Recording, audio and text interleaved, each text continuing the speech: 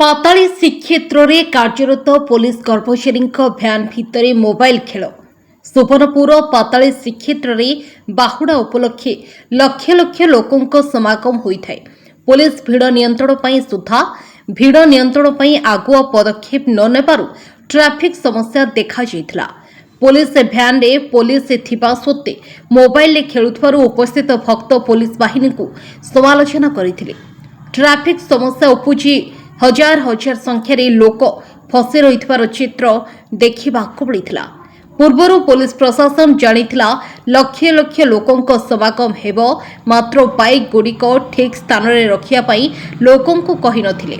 उपस्थित पुलिस बाहिनी लोकों तुम्भी तोफान पर पुलिस भ्यान मोबाइल खेलू बाहरी भिड़ नियंत्रण करथिले। ट्रैफिक समस्या पर लोक नाही नथिबा असुविधार सम्मुखीन होइथिबा देखिबाकु मिलिछि।